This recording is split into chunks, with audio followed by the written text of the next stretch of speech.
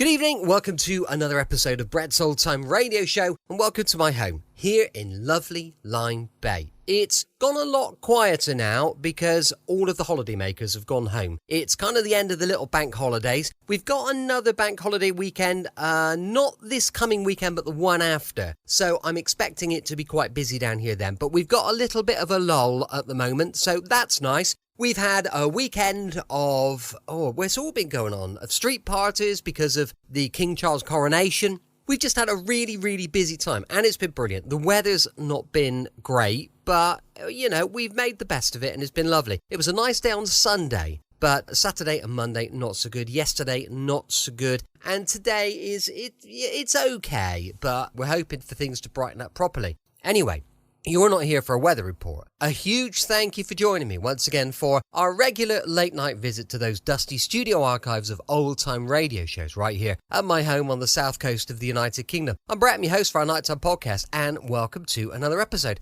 Don't forget, I've got Facebook, Instagram and YouTube pages. They're all called Brett's Old Time Radio Show. If you could follow me there, just go check it out. It would be top notch. So I'd really appreciate that. You can send me any feedback on any of our shows to brett@tourdate.co.uk, and don't forget we've got a supporter page. I'm going to go and have a little bit of a play with that in a minute and see if we can get some new content uploaded on there just to hopefully draw you in. But I've got loads of stuff to put on. It takes a lot of time. Patreon.com/Brett's Old Time Radio Show. Time now to get on with our latest episode of Rocky Jordan. This was first broadcast on the 10th of April 1949, and it's called My Quiet Friend. Time now for Rocky Jordan.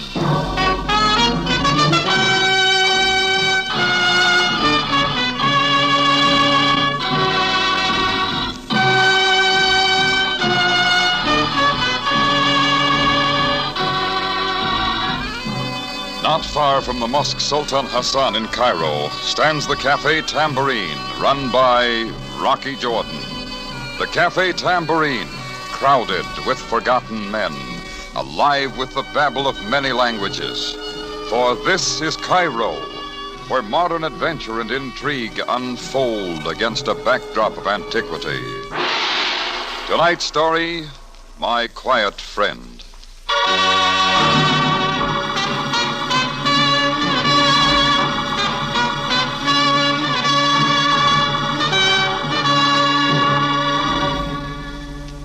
Things had been rather peaceful around the cafe for the past few days, and I was facing the prospect of another dull evening when the door to my office opened and two well-dressed guys eased in. Both of them were tall and on the rugged side.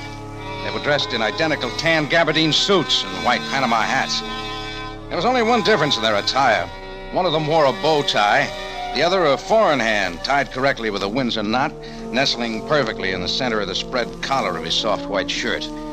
He was the one who broke the silence. You're Jordan, aren't you? Yeah, but I'm not in the market for entertainers, especially a brother act. You're wrong on both counts, wise guy. We just dropped in to sell you something. Sorry, I got all the shoelaces I can use. Pretty funny guy, ain't he, Maxie? Yeah. Your friend's not much of a talker, is he? Only when he has something important to say. My name's Moran, Leo Moran. Jordan, my quiet friend here is Maxie Schultz. Maxie Schultz? Sounds familiar. You two boys from New York? Yeah, but we're operating a little real estate service in Cairo now. Personalized service. Oh, yeah, I've heard about it. On a clear day, you can hear the screams a mile away. Well, that makes it easy, then. It depends on what you mean by easy. We have a client who's interested in your place. It's not for sale. We thought you'd say that, so we figured we could sell you on the idea of changing your mind. How about that, Maxie? Yeah. I thought you only spoke when you had something important to say, Maxie. Better take it on the slow bell, Speedy. I do other things. Yeah, I'll bet. Where do you keep your ventriloquist? Jordan, for your information, you're bandying words with Maxie the mechanic, expert in death traps. And your customers never complain, do they, Maxie? They ain't ever in shape to complain. Now, about this client of ours, Jordan. You're wasting your time, boys. Beat it. The joint's not for sale. Our client will give you $500 cash for your cafe. $500, huh? That wouldn't buy the furniture in this office. You hear that, Maxie? Yeah. Yeah, shame he feels that way, ain't it? Now, take this little private bar of yours here, Jordan. I don't think it's worth much. And these drapes aren't bad, but they don't go well with the rest of the stuff. You like this mirror over here, Maxie? Why, you dirty... I warned you, Speedy. I sit still like a good little boy. Maybe you shouldn't have hit Mr. Jordan so hard with that sap, Maxie. You might mess up that pretty face. Oh, yeah, that'd be a shame. Come on, Maxie. We'll see you later, Jordan. Maybe you'll have changed your mind by then. I shook my head a few times, but the haze wouldn't clear, and the range was off. A tap on the side of the head hadn't helped my eyesight any. I remember seeing the Gabardine boys leave. It was like looking through the wrong end of a pair of field glasses. Then the room started spinning, and the lights went out. When I came out of it, the phone was ringing. Hello? Hello? Yeah, who is it? Jordan, it's Charlie LeBouc. LeBouc? What do you want? Look, Jordan, I think it's about time the two of us forget our little differences and have a nice friendly talk, huh? Why should we? Well, I don't like it any more than you, Jordan, but it'll be the smart thing to do. It's about this mob that's taking over. Keep talking. Well, you and I are just about the only two cafe operators who haven't sold out. If we stay together, maybe we can beat them off. They've looked over the situation pretty well, Jordan. They won't expect us to team up on them. All right. What's the spread? Come over to my place, Jordan. I have a man here who can do us some good. I like names, LeBouc. It's, Nick Spalvo. How about it? Nick Spalvo, huh? Okay, give me half an hour. Nick Spalvo had owned the Blue Palm Cafe up to a couple of weeks ago. Then, like half a dozen other gin hall merchants, he'd fallen in line with the mob and had moved out without a murmur to the law. Now it looked like Nick had changed his mind. I went out front, hopped a cab, and shortly after 7:30, I piled out in front of Charlie LeBouc's cafe. I pushed my way through the crowd and went up the stairs. At the end of a small, narrow corridor was a door marked private. It was half open. I pushed it the rest of the way. The first thing that caught my eye was the open window and the wind whipping the curtains into the room. Then I saw LeBouc sprawled out on the soft green carpet behind his desk. There were half a dozen bruises on the side of his face and a dark purple crease over the bridge of his nose. LeBouc's company had played a little too hard, and with his weak pump, LeBouc couldn't keep up acting host. He was dead. Then I remembered Nick Spalvo. I went into the room next to the office, but he wasn't around. I started out into the corridor again when I heard voices, and the cigarette girl eased around the corner. Behind her was one of LeBouc's boys with his right hand in his tux pocket. I ducked back into the office and through the open window to the fire escape. I didn't have time to stick around for explanations, and maybe LeBouc's boy wouldn't give me the chance. I had just dropped to the sidewalk when... And then LeBouc's boy suddenly showed up in the window.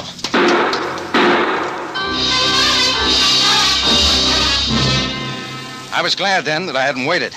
At the corner, I grabbed a hack, and 15 minutes later, I was leaning on the buzzer of apartment 21 at the Sherita house. Yes, what... Oh, Rocky. Hello, Nina. Well, this is a surprise. I wasn't sure if I'd catch you in. I don't go to the club till 9. You know that, darling. Come in. Come in. You, still dancing at the Blue Palm, huh? Of course, darling. Sit down. I fix your drink? I thought maybe after Nick Spalvo sold out, you might have left the club. Why should I? Oh, I like Nick a lot, but then a girl has to make a living. How do you get along with the new boss? I've only seen him once or twice. He doesn't come to the club much. Now, about that drink, Rocky. Where's Nick, do you know?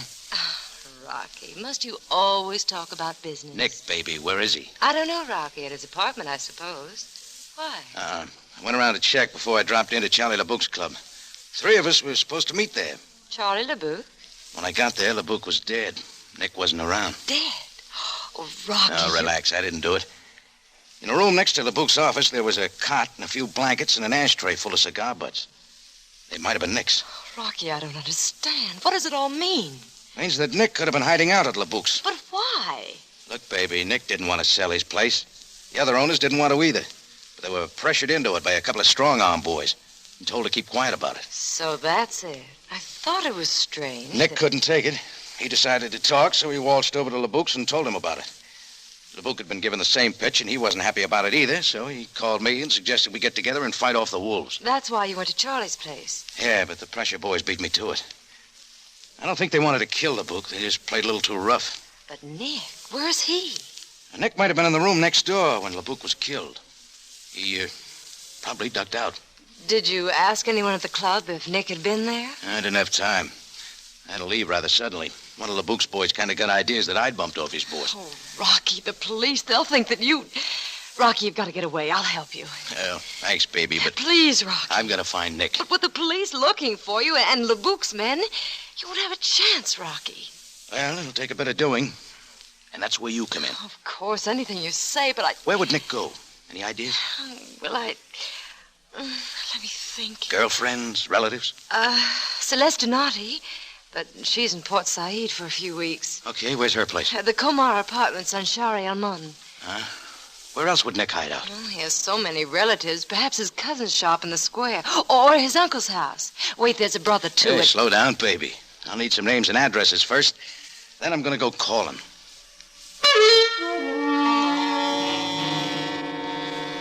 15 minutes later, I grabbed a cab in front of Nina's place, and shortly before 8:30, I pulled up in front of a small tobacco shop near the old Helwan station. A single light burned in the back of the shop, and beneath it sat a fat-faced Turk, dozing quietly, his feet propped up on the low counter. I went inside. All right, George, snap out of it. You got a customer. Come on, wake up. The Turk hadn't been asleep. He'd been out cold. And when I shook him, he rolled off the chair and dropped to the floor.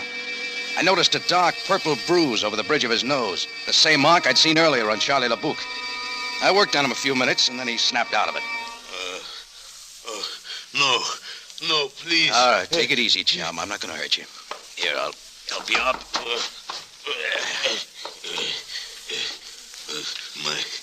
My head. Sure, a couple of boys who dress alike, huh? Yes, they wanted to know where Nick... Who are you? The name's Jordan. I'm a friend of Nick's. Oh, yes, I have heard of you. Was Nick here tonight? Not more than 10 minutes ago. These two men came after him, but Nick saw them and went out the back way. And they must have tailed him here from LeBouc's. Mr. Jordan, what has happened? Is Nick in trouble? Yeah, he witnessed a murder. Charlie LeBouc's. Those two boys who worked you over did it. Any idea where Nick went to? No. He had just come in. We were in the back of the shop. He started to tell me what had happened when the two men walked in. Nick went out the back way. How about Nick's brother? He lives around here. Think he could have gone there? Perhaps. I do not know. How much did you tell the boys who worked you over? Nothing at all. I could not tell them where Nick went because I do not know. Okay. I'm going around to see Nick's brother. You better fix your face up and close up shop. Those two boys are liable to come back for more. And I don't mean cigarettes. Nick's brother lived in a narrow side street about 3 blocks away. When I got there, the house was dark. The only answer to my knock on the heavy door was a dog howl coming from somewhere inside. I waited for a minute, then went back downstairs and started for the rear of the house. I caught a movement along the wall out of the corner of my eye, but I just kept walking. I went around the side of the house and pulled into a doorway. A few seconds later, I heard him coming along the gravel walk. When he passed me, I reached out. His gun came up, but he didn't have the chance to use it. I flipped on my cigarette lighter and held it to his face. It was Charlie LeBouc's boy, the guy who'd taken the pot shots at me from the window. He was still red-hot in the idea that I'd bumped off his boss. I packed him off to my cab, gave the driver an address, and we took off. I had to put this boy on ice before somebody got hurt. Couldn't expect my luck to hold out all night.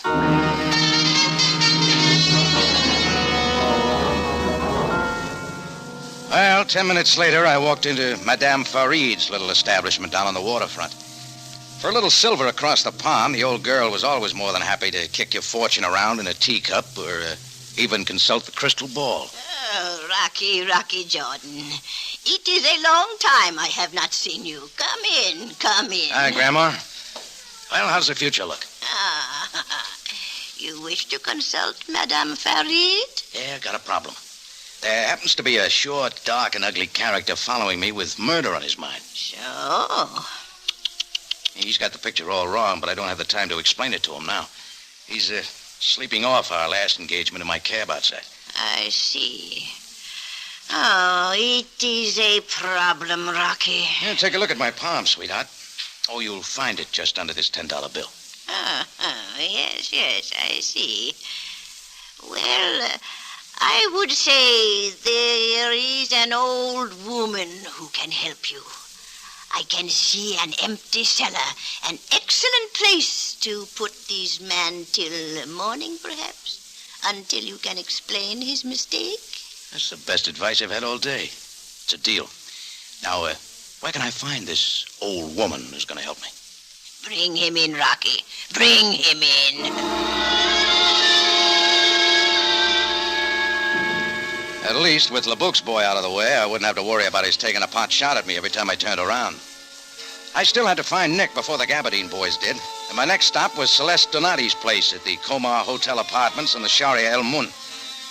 Even if Nick Stahl wasn't around, he might be using the place as a hideout, and it was worth a try. I was just about to press the buzzer over the nameplate when the door opened suddenly. Framed there was Captain Sam Sabaya, Cairo Police. Hello, Jordan. Uh-oh. Hello, Sam. I've been looking for you. Come on in. Sure. What are you doing here, Sam, if you were looking for me? I am also looking for Nick Spalvo. Well, so's everybody else. What happened to Charlie LeBouk, Jordan? I'm not sure, Sam. I arrived a little late. I got there even later. All I found was LeBouk dead. You and Nick had already left. Why? Nick left because LeBouk's killers got too close to him. I left because one of LeBouk's boys got an idea. I'd polished off his boss. What were you doing at LeBouk's? I have heard you were not very good friends, Jordan. Oh, just small talk. Jordan, I have All right. He called me over to team up with him against the pressure boys who were buying up a flock of joints. Or didn't you know about that? We know all about it, Jordan. Then why haven't you done something? We have nothing to go on. Absolutely nothing. The cafe owners have refused to talk. Nick changed his mind. He'll sing like a blue jay. Is that why he was at LeBouk's? Yeah. He knows who bumped off LeBouk. Do you? The Gabardine boys, Sam. It figures. The Gabardine? Leo Moran and Maxie Schultz, the super salesman. Oh, Sucamelli's men. What? Frank Sucamelli. He's behind this scheme, Jordan. How'd he get here? Thought after they'd booted him out of the States back to his own country. It is all very legal, Jordan. As long as he stays out of trouble, there is nothing we can do. But he'll slip up here in Cairo just as he did back in the States. He already has, Sam. I think you can make it pretty hard for Sucamelli once you find Nick Spalvo. Well, Jordan, for your sake, I hope we find him alive. Don't you like my story, Sam? Oh, I do. But I am only a captain of police. There are others who may not like it. After all, no one else saw Moran and Schultz at LeBouk's. Which makes me number one boy, because LeBouk and I never get along too well. Sure, Sam. So instead of standing around here yapping, why don't you go out and find Nick? I intend to. All right. Where do we go now? I'm going to drive you back to the Tambourine, Jordan. The Tambourine? Oh, now, wait a minute, Yes, Sam. and you're going to stay there till this thing is cleared up. Sorry, Sam. My foot's in the door. I want in. This is a matter for the police, Jordan. You'd better stay out of it for your own good. You're not doing very well so far, you know. All right. Come on. Sam and I piled into the police crate and headed downtown. I didn't put up much of an argument about being herded back to my cafe, because it suddenly dawned on me that doing just that might have been the smart thing to do from the first.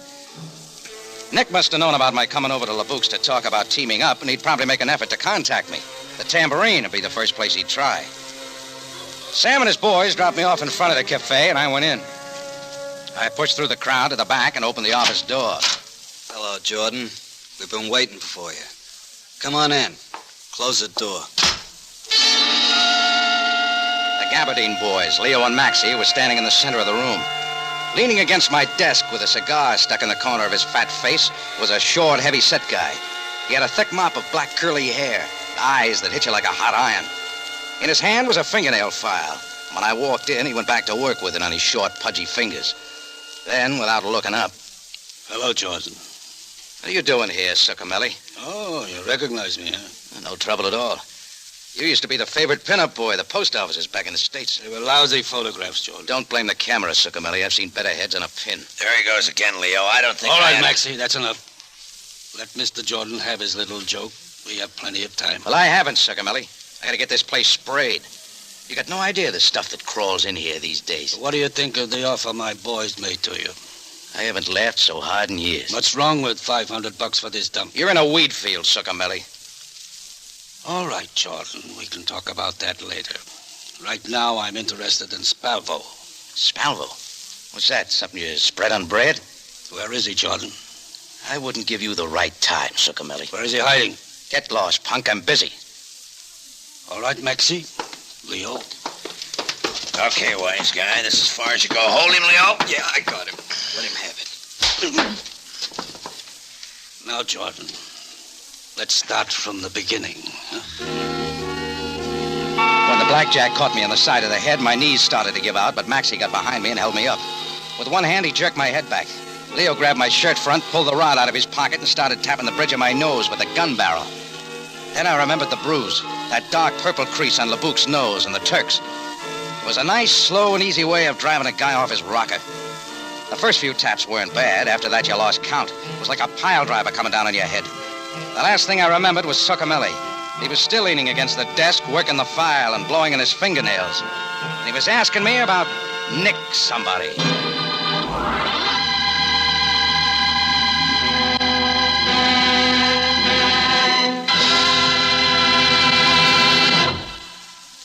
You are listening to My Quiet Friend, tonight's adventure with Rocky Jordan.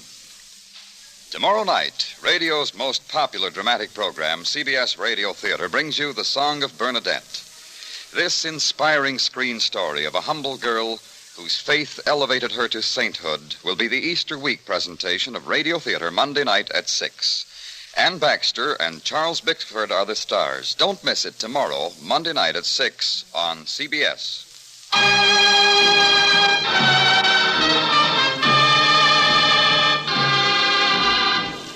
Now we return you to Cairo and tonight's adventure with Rocky Jordan, my quiet friend.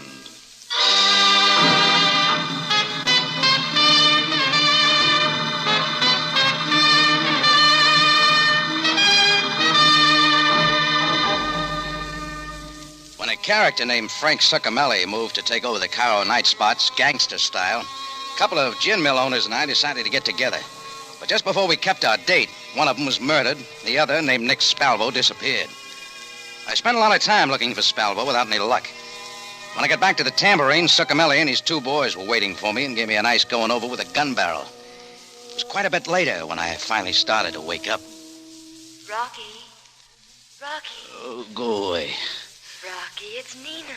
Nina. Great girl, fine dancer. Rocky, listen to me, please. Nina. One of the nicest... Wait a minute, what is this? Not so loud, Rocky. They'll hear you. Nina. You're at the Blue Palm Cafe, Rocky.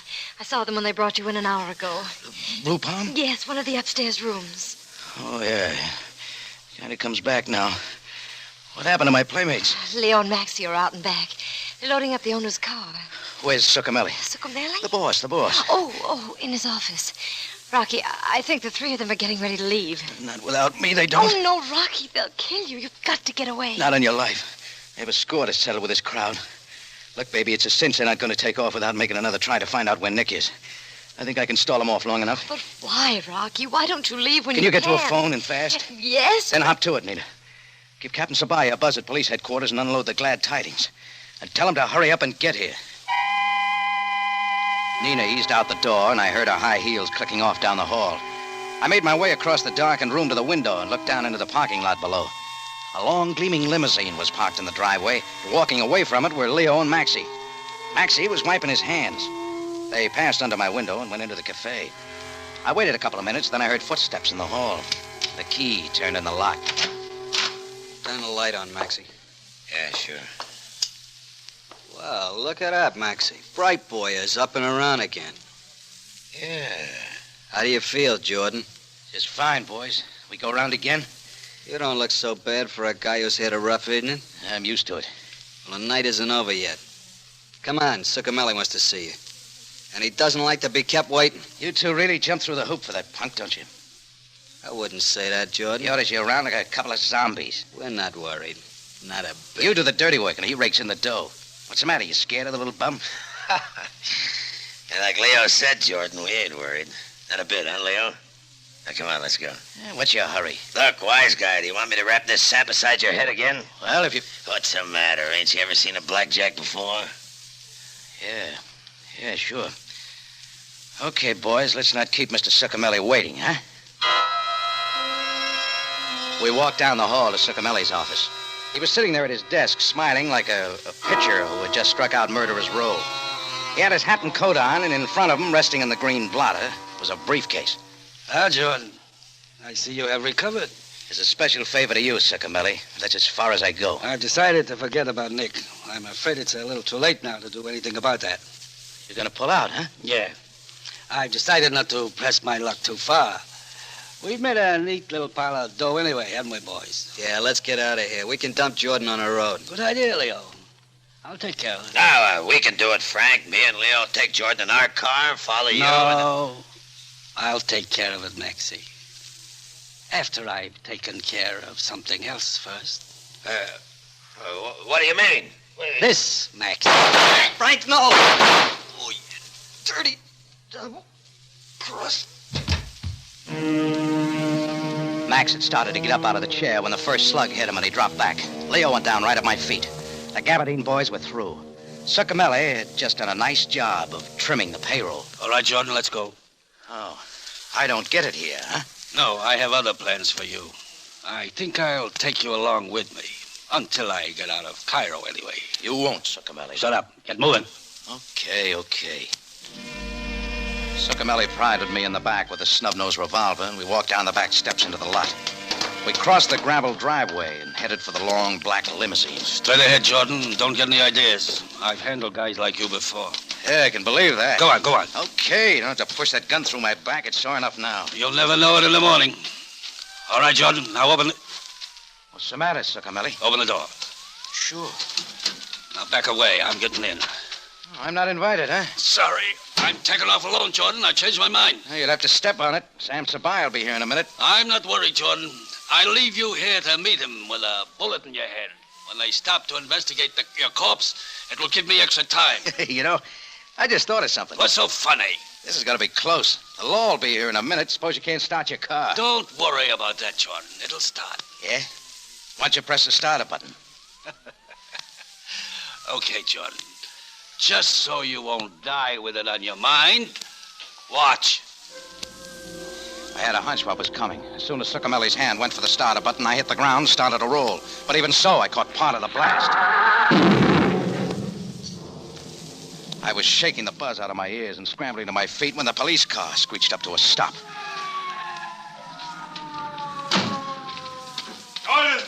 Jordan, are you all right? Yeah, you missed the big blow-up, Sam. Moran and Schultz, where are they? Oh, upstairs and out of this world. Sir Camelli had a surprise for him. He got in some target practice. And so Camelli, is he? Yeah, he's in there, in what's left of the car. But don't bother, Sam. How did this happen? Moran and Schultz had a little surprise for Sir Camelli, too. Maxie's favorite trick, a bomb. You press the starter button and, well, that's all, brother. How did you miss this? I was scheduled to go along, but Sir Camelli changed his mind. I was hoping he would. You knew about the explosives? I had a hunch from the way Leo and Maxie were talking that they were up to something. And when I spotted grease on Maxie's hand, I figured he'd been messing around with his hobby. Too bad he didn't live to see this. He'd have been proud of the job. Rocky. Oh, hi, Anita. Oh, Rocky, are you all right? Yeah, sure, I'll make it. Although my face could stand a job of patching up. Well, I suggest you come with me to the emergency hospital and have... Oh, skip it, Sam. It's not that bad. Please, Rocky, you must have those bruises taken care of. Come on, I'll drive you home. Home? Who wants to go back to the tambourine? I didn't have that in mind, Rocky. Oh. Well, see you later, Sam.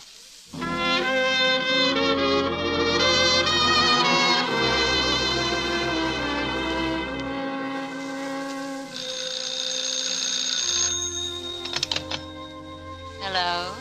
This is Captain Sabaya. Is Jordan still there? Yes. Just a moment, Captain. Rocky. Huh? It's for you, Captain Sabaya. Oh, thanks, Nina. Hello, Sam. Jordan, I thought you'd like to know Nick Sparlow was waiting for us at headquarters when we got back. Mm-hmm. It was as you said, Jordan. Moran and Schultz came to boot. He saw them do it.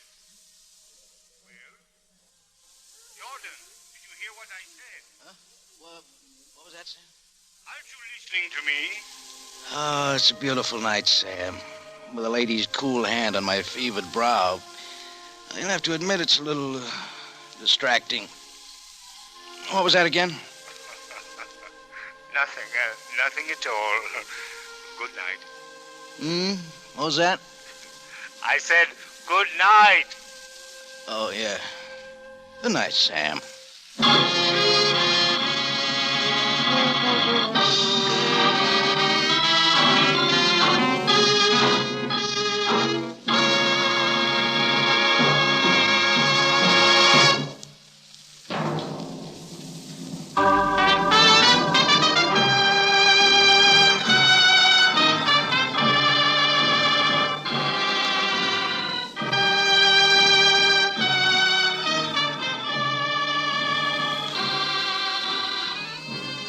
It's CBS, again at this same time next week for another story of adventure and intrigue, when we take you back to Cairo and the Cafe Tambourine, run by Rocky Jordan.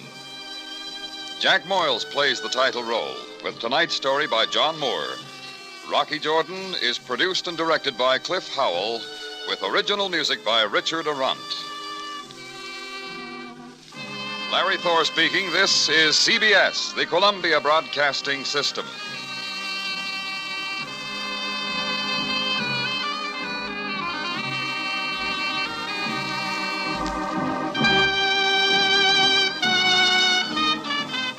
Welcome back. I hope you enjoyed our latest episode of Rocky Jordan. Don't forget, we're going to be back tomorrow with a little sneaky look at what's going on the Tales of the Texas Rangers. That's going to be going live at 5 p.m. GMT. You can email me on brett@tourdate.co.uk. I'd love to know your thoughts on the show. And as I've mentioned many times, please do check out my Patreon page, patreon.com/Brett's Old-Time Radio Show. Thanks for listening. I'll be with you 7 days a week, each and every week. And listen, let's put a date in the diary. Let's catch up tomorrow for another episode of Brett's Old-Time Radio Show. Love you. Bye.